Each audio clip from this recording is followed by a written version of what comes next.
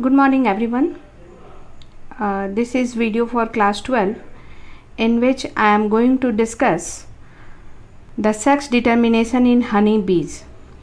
In the previous video I have discussed about the sex determination based on the chromosomes, sex chromosomes, and it was discussed in insects like grasshopper, then Drosophila, human being, and in birds. Okay, there is a special case and there is something peculiarity in the determination of sex in honey bees.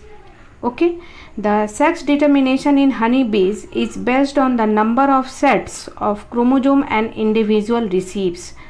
जो honey bee होती है, मधुमक्खी, उसका जो male and female sex determination है वो इस बात पर डिपेंड करता है कि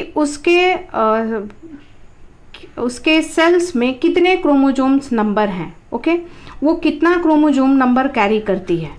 तो देखो, अगर जो हनी बी है वो हनी बी का डिप्लॉयड नंबर है, हनी बी का डिप्लॉयड नंबर है 2n, हनी बी का डिप्लॉयड नंबर 2n है 32. Okay, if an individual honeybee is carrying 32 chromosome number in its cells, then it is a female. ये क्या है? Female होगी. हनी बी के बिहाइव में जो फीमेल कौन कौन होती हैं? क्वीन होती हैं और वर्कर. जो क्वीन एंड वर्कर जो है वो दोनों फीमेल होती है. ओके, क्वीन दैट इज रानी जिसको कहते हैं, क्वीन प्लस वर्कर दोनों क्या होती हैं? फीमेल होती हैं.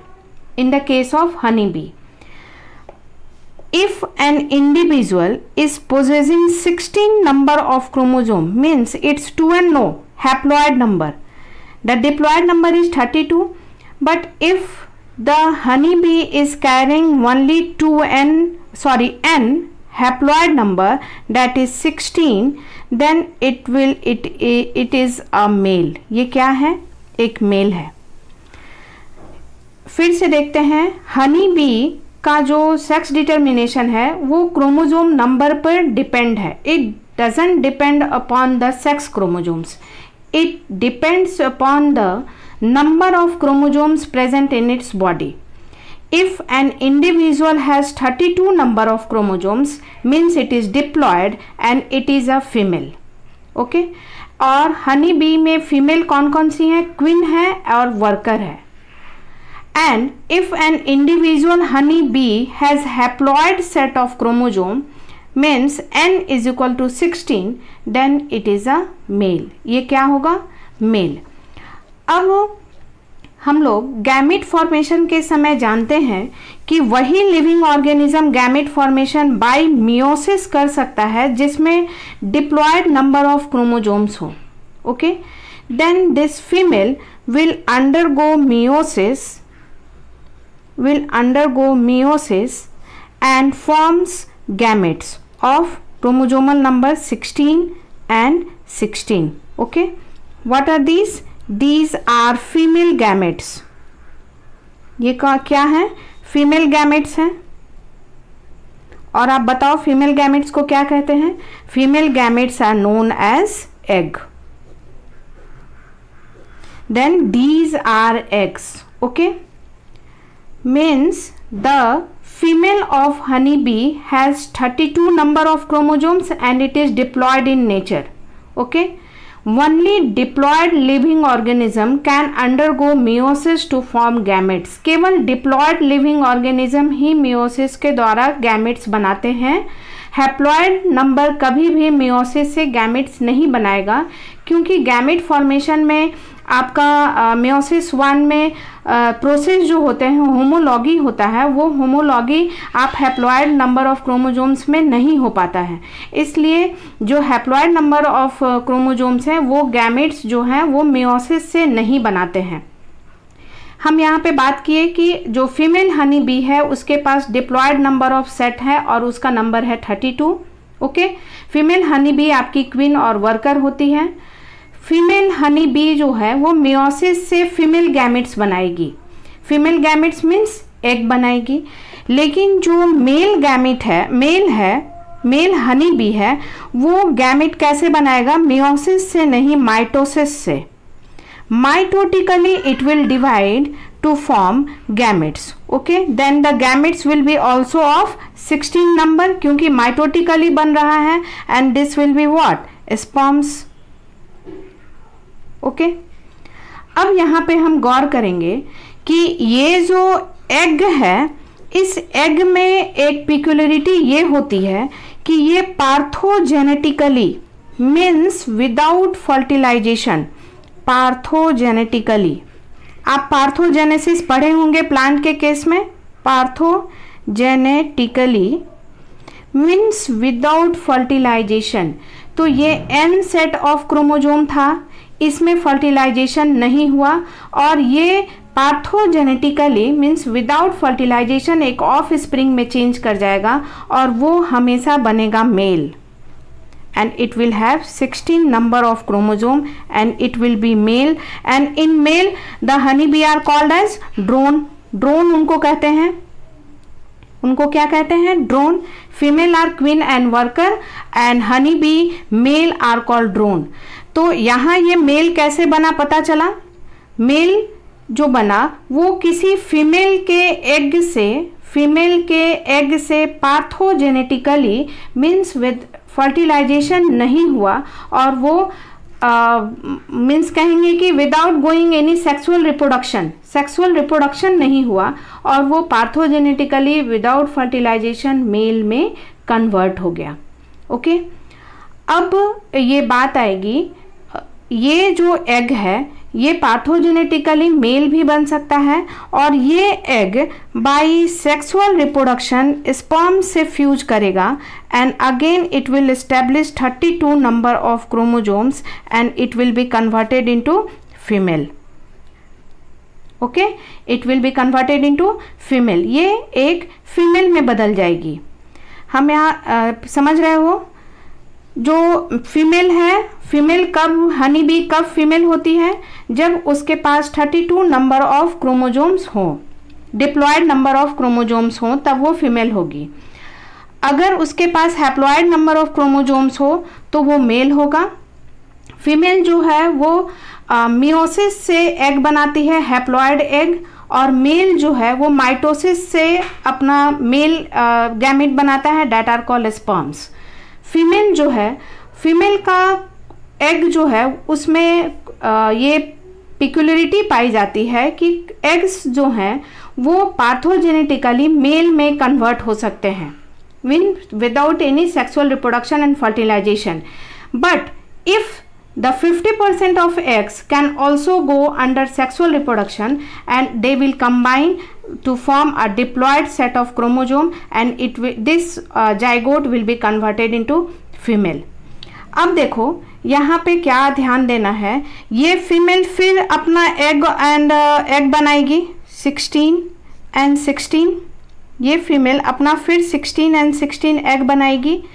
ये जो तुम्हारा ये 16 है एग, ये फिर तुम्हारे मेल में कन्वर्ट हो सकता है पाथोजेनेटिकली मेल। ओके, अब और ये जो है ये फिर दूसरे मेल के स्पर्म से 16 से क्रॉसिंग मतलब फर्टिलाइजेशन करा के 32 एस्टैब्लिश होगा और फिर ये फीमेल हो जाएगी। इस तरह इनका जनरेशन आगे चलता चला जाएगा। ओके, अब हम यहाँ पे ध्यान देंगे, अक्सर जो एग्ज़ाम में क्वेश्चन आता है वो थोड़ा एनालिटिकल आता है, that a male honey bee doesn't have father but it can be grandfather and it can have grandsons. Okay, means एक मेल हनी बी है, उसको फादर नहीं होता लेकिन उसके ग्रैंड सन हो सकते हैं और वो ग्रैंड फादर हो सकता है। अब देखो कैसे, ये जो मेल बना था ये कैसे बना, ये यहाँ फीमेल के एग से बना और यहाँ पे फर्टिलाइजेशन किसी मेल से नहीं हुआ, तो इस मेल ड्रैगन का कोई फादर तो है नहीं, ओके, क्योंकि ये माइटोटिकली बना है, केवल इसमें मदर का इन्वॉल्वमेंट है। तो इस मेल ड्रोन को डायरेक्टली कोई फादर नहीं है। कहाँ है कोई फादर? क्योंकि इसका तो फर्टिलाइजेशन हुआ ही नहीं, ये पार्थोजेनेटिकली बना, और पार्थोजेनेटिकली बनेगा तभी ये मेल बनेगा, अन्यथा जब अगर सेक्सुअल रिप्रोडक्शन हो जाएगा तब तो वो फीमेल बन जाएगी। तो हनी बी में कभी भी मेल ड्रोन को कोई फादर नहीं होता, ओके। अब ध्यान देंगे, अगर ये मेल ड्रोन जो है यहाँ पर अपना स्पर्म्स बना रहा है माइटोटिकली, ये माइटोटिकली फीमेल के एग से कंबाइन करके 32 हो रही है और ये 32 फीमेल हो जा रही है, ओके। इस फीमेल को, हर फीमेल को अपना फादर एंड मदर है, क्योंकि यहाँ इसकी मदर हो गई ये एग, और ये फादर स्पर्म आया कहाँ, सॉरी ये स्पर्म्स कहाँ से आए? इस मेल से आए। तो ये फीमेल के पास फादर एंड मदर है, लेकिन मेल के पास, मेल ड्रोन के पास कभी फादर नहीं है, क्योंकि वो माइटोटिकली बर्थ लिया है। यहाँ पे किसी दूसरे गैमेट का इन्वॉल्वमेंट, मेल गैमेट का इन्वॉल्वमेंट नहीं हुआ। अब ये देखो, ये जो मेल ड्रोन था, इसमें इसके 16 स्पर्म्स तो आए, वो 16 स्पर्म यहाँ हुआ, यहाँ आया, okay, and this is converted into male, this male. अब देखो, ये इस मेल का तो फादर नहीं है क्योंकि ये माइटोटिकली बना, लेकिन इस मेल का, ये मेल ड्रोन का ग्रैंडफादर तो है, क्योंकि इसकी जो, अगर कहेंगे कि इसकी माँ अगर है केवल, तो इसके माँ के पापा तो हैं यहाँ पे। तो यहाँ देखेंगे कि इस मेल ड्रोन का भी फादर नहीं है, जैसा कि इस मेल ड्रोन को नहीं था। लेकिन ये मेल ड्रोन, इस मेल ड्रोन का 3rd जनरेशन है, क्योंकि फर्स्ट जनरेशन तो ये था, सेकेंड जनरेशन में इसकी बेटी आई, और फिर इसकी बेटी से जो ये बना, डैट क्वीन से या ड्रोन से जो ये एग निकला, और वो एग फिर पार्थोजेनेटिकली तुम्हारा मेल बना। तो फिर इस मेल को डायरेक्ट फादर नहीं है, लेकिन इस मेल में, मेल की जो मदर है, जेनेटिक मदर जो है, उसके फादर तो हैं, क्योंकि ये जो फीमेल है वो सेक्सुअली रिप्रोड्यूस्ड ऑर्गेनिज्म है। तो इस मेल के फादर नहीं हुए, लेकिन इसके ग्रैंड फादर हैं। यहाँ पे देखिए ये, क्योंकि इसका एग इसमें, सॉरी इसका स्पर्म इसमें आया है, इसका स्पर्म माइटोटिकली इसमें आया। So this male drone doesn't has father but has grandfather. उसी तरह इस मेल ड्रोन को डायरेक्ट सन तो नहीं है, ओके, ये तो गैमीट है, ये तो गैमीट बना रहा है, लेकिन ये गैमीट जो है वो कंट्रीब्यूट कर रहा है फीमेल को बनने में, और ये फीमेल के सन हो रहे हैं। तो कह सकते हैं कि इसका जो ये जो मेल है उसके फादर, इसके भी फादर नहीं है, क्योंकि ये भी यहाँ माइटोटिकली जन्म लिया है, लेकिन इसका जो है वो ग्रैंड सन्स तो हो गए, यहाँ पे आपके ग्रैंड सन हो गए। In this way, in Drosophila,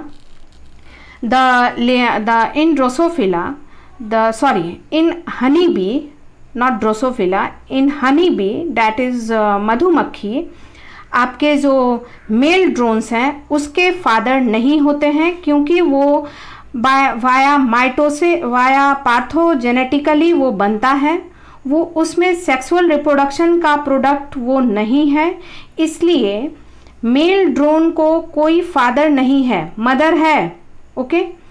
लेकिन ये मेल ड्रोन जो है वो माइटोटिकली जब अपना गैमेट बनाता है तो एग से फ्यूज करके फीमेल बनती है, और फिर उस फीमेल से फिर मेल ड्रोन बन सकता है पार्थोजेनेटिकली वाया मियोसिस होने के बाद जो एग बनेगा, एग पार्थोजेनेटिकली फिर एक ड्रोन बन जाएगा। तो एक एक जनरेशन गैप के बाद मेल ड्रोन्स के ग्रैंडफादर होते हैं, डायरेक्ट फादर नहीं होते हैं, क्योंकि डायरेक्ट वो सेक्सुअल रिप्रोडक्शन का वो प्रोडक्ट ही नहीं है। सो the main question that comes in exam that prove or explain why a honeybee doesn't have father, male honeybee drone doesn't have father but have grandfather and grandsons? The answer will be that the male drones in honeybee are product of parthenogenesis, that is asexual reproduction in which two parents are not involved, and it is a product of only one parent, that is female, so it doesn't have father. But when it forms a sperm by mitosis, then after fertilization it forms a female queen or worker.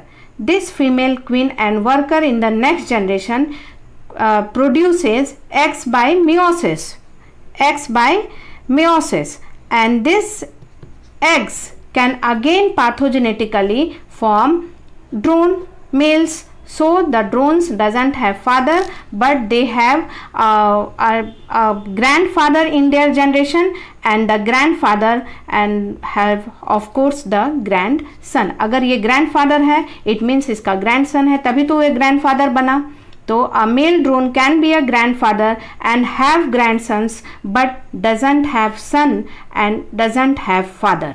Okay, this is all about the haploid sex determination in honeybees. Means haploid, this is haploid set and this is diploid. Haploid will be male and diploid will be female. So it is in honeybees, the sex determination is called as haplodiploid sex determination. Means it depends upon the set of chromosome the honeybees have.